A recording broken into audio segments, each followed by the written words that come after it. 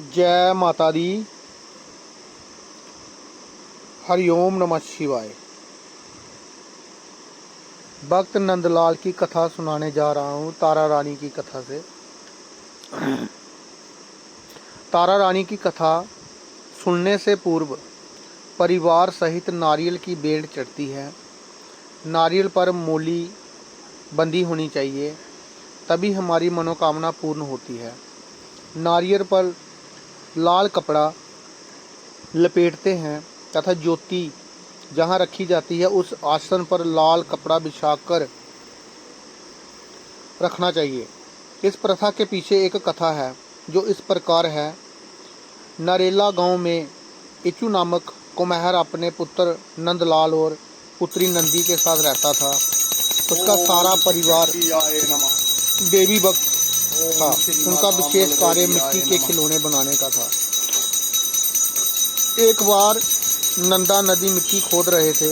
ओम श्री राम जय राम जय जय। मिट्टी खोदते खोदते उन्हें ऊंचे टिल्ले पर एक पत्थर की मूर्ति मिली। मूर्ति के पास सूखी लौंग व इलायची रखे हुए थे। वह दोनों मूर्तियों को अपने साथ ले गए और उसे घर के आंगन में विराजित कर दिया। इस बात के पता चलने पर जिमीदार के मन में लालच आ गया और स्कूल से जाकर बोला, ये मूर्ति मेरी है, क्योंकि जिस धरती पर ये मूर्ति मिली है उस पर मेरा अधिकार है। ये बात गांव की पंचायत तक पहुंची। पंचायत ने कहा कि ये मूर्ति जहां से मिली है उसे वहीं रख दो। कुछ दिनों बाद इस बात का फैसला होगा।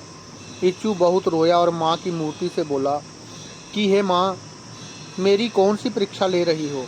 मैंने तो बचपन से तेरी उपासना की है। मेरी छोटी सी झोपड़ी माँ तुझे अच्छी नहीं लगी? पंचायत के कहने पर इच्चू मूर्ति को जहाँ से लाया था वहाँ ले जाकर जाने लगा। रास्ते में रोते हुए इच्चू को नंदी और नंदलाल मिले। उन्होंने इच्चू से उसके रोने का कारण पूछा। इच्चू ने बताया कि माँ हमारा घर छोड़कर जा रही है। नंदा बोला, कौन कहता है? वह मूर्ति तो हमारे आंगन में है। जो मूर्ति आपके पास है उसे कहीं भी छोड़ आओ। ये बात दूर दूर तक फैल गई।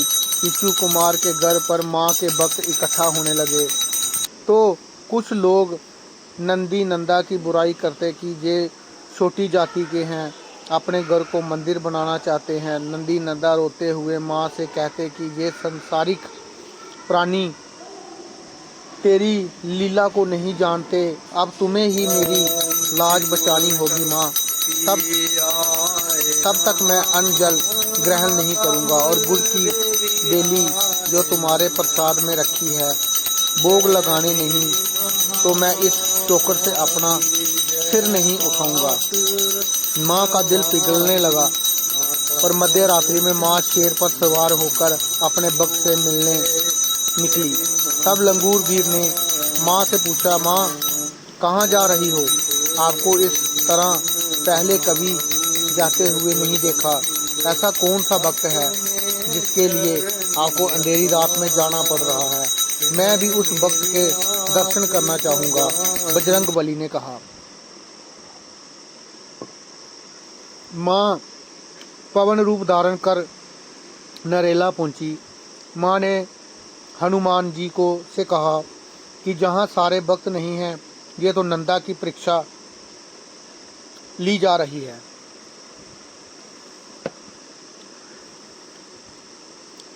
जो मुझे ढूंढ रहा है नंदा मुझे ही ढूंढ रहा है, उसका ध्यान मेरी तरफ ही है। माँ ने तब 5 साल की कन्या का रूप धारण किया और बालों को खोलकर घूम घूम कर नाचने लगी, झूम झूम कर नाचने लगी। कुछ लोग जो माँ की शक्ति को नहीं जानते थे वह वहाँ से डरकर भाग गए, परंतु कुछ भक्त नंदा नदी के साथ बैठे वहीं रहे। नंदा से माँ बोली, मैं अपना वचन निभाने आ गई हूँ, मेरी ओर ध्यान से देख। बेटे ने माँ को पहचानने में देर नहीं लगाई। माँ नंदा से बोली, मेरे लाल मुझे भेंट नहीं देगा? नंदा बोला, माँ आपके दर्शन तो बड़े भाग्य से होते हैं, भला मैं आपको क्या अर्पण कर सकता हूँ। माँ मैं जल चढ़ाता हूँ जो मछली का जूठा है, शहद मक्खी का जूठा है, फूल बमरे का जूठा है, दूध बछड़े का जूठा है। माँ आज तो आपके जयकारे लगाने से मेरी जीवा ही पवित्र है, जो तो वो ही चढ़ा देता हूँ। इतना कहते ही नंदा ने अपना सिर काटकर माँ को अर्पण कर दिया। माँ की आंखें भर गई। माँ बोली, अरे नंदा तूने ये क्या किया। वहीं पर जो अन्य भक्त बैठे थे वह ये दृश्य देखकर डरने लगे कि नंदा ने इतनी कठिन परीक्षा माँ को दी। तब माँ ने नंदा के शीश का नारियल बनाया और नंदा का शीश जोड़कर कहा कि ये पवित्र भेंट मुझे अर्पण कर। माँ नंदा से बोली, नारियल पर जो बाल हैं वो तेरे सिर के बाल हैं, जिन्होंने जटा का रूप धारण किया है, गोले के स्वरूप में आंखें और मुख दिखाया और कहा कि नारियल का रंग मनुष्य के शरीर से मिलता है। ये बाहर का मनुष्य स्वरूप है और अंदर का स्वरूप ममता रूपी जल है, जो माँ का हृदय है। भविष्य में भगवती जागरण में नारियल की भेंट बछे चढ़ाई जाएगी, जिस मोली से मेरी जोत बनेगी और नारियल पर लिपटा जाएगा वो तुम्हारी माँ का स्वरूप है, और धरती पर गिरा तुम्हारा रक्त भी व्यर्थ नहीं जाएगा। ये जोत के नीचे लाल रंग के कपड़े के रूप में आसन पर बिछाया जाएगा। ये आशीर्वाद देकर माँ अंतर्ध्यान हो गई। ये कथा जब मुगलों को पता चली तो उन्होंने भी इस घटना को स्वीकारा। फारूक शाह एक मुग़ल बादशाह जो कि दिल्ली में रहता था, उसने भी अपनी गलती को स्वीकार करना पड़ा और मनसा देवी मंदिर को सम्मान दिया। हमारे ऋषि मुनि जोगी जब अपने आश्रमों में शक्ति की आराधना करते थे तो नारियल का पवित्र प्रसाद ग्रहण करते थे।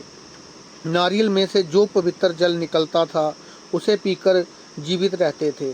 नारियल में बीच में नारियल की गिरी को फलों के साथ खाते थे।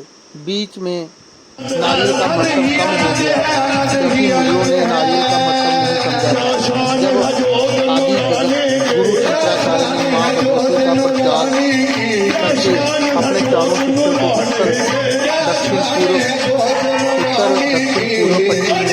सनातन धर्म के मंदिरों की रक्षा हेतु नियुक्त किया, तब से नारियल का प्रसाद देवी मंदिरों में प्रसाद रूप में दिया जाता है। उसकी पवित्रता के बारे में बताते हुए कहा कि जहाँ भी हवन यज्ञ की पूर्णाहुति होगी, अग्नि को नारियल ही अर्पण होगा, तभी कार्य संपन्न रूप से संपन्न होंगे। फिर तारा रानी की कथा सुननी चाहिए। ये सब करने के बाद तारा रानी